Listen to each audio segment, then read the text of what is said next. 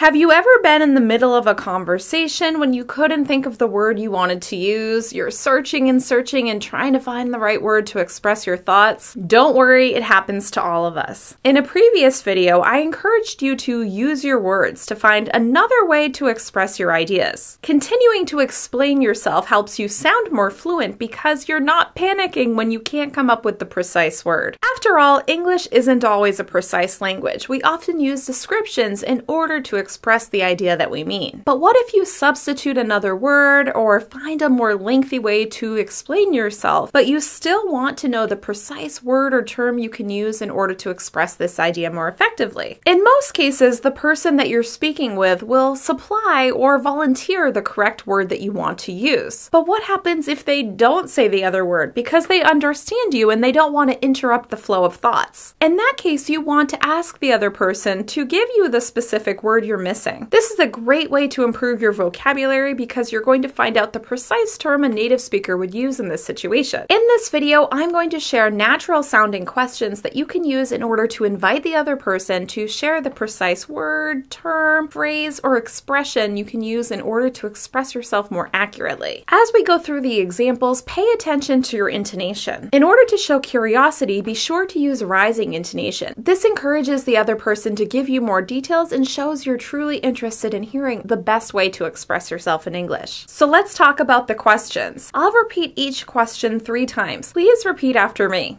Is there a better way to say that? Is there a better way to say that? Is there a better way to say that? Is there another way to say that? Is there another way to say that? Is there another way to say that? Is there a better word for that? Is there a better word for that? Is there a better word for that? What do you call that? What do you call that? What do you call that? In most cases, native speakers wouldn't worry about not knowing the word, so they just substitute whatchamacallit, which is a quick reduced way of saying, what do you call that? Whatchamacallit? I probably wouldn't suggest you say that, but it's helpful to understand it. What should I say instead? What should I say instead? What should I say instead? You could also include the term you used. What should I say instead of that? What should I say instead of that? What should I say instead of that? What's the word I'm trying to think of? What's the word I'm trying to think of? What's the word I'm trying to think of? What's the word for that? What's the word for that? What's the word for that? This may actually be the question a native speaker is most likely to ask. What's the word for that? Simple, to the point. Another variation is, what's another word for that? What's another word for that? What's another word for that?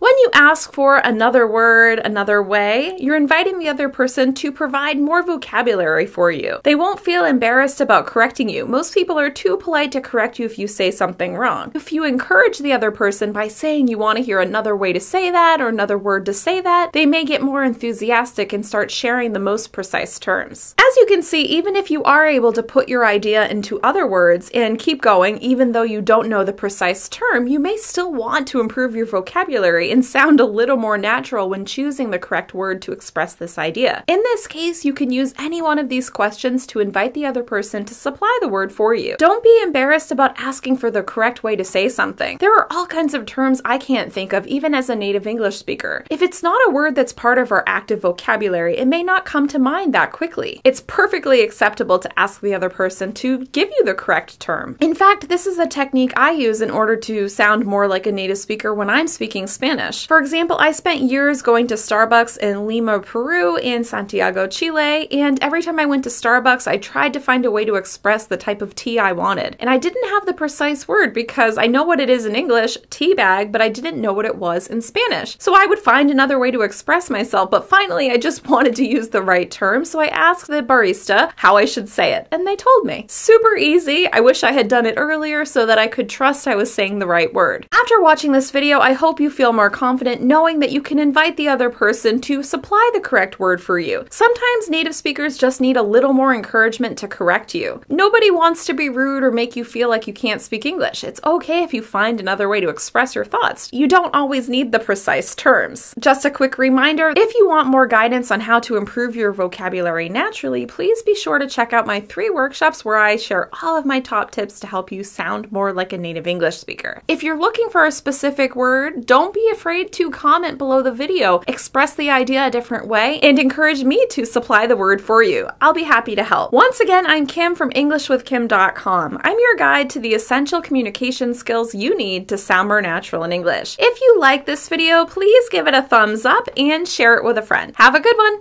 Goodbye.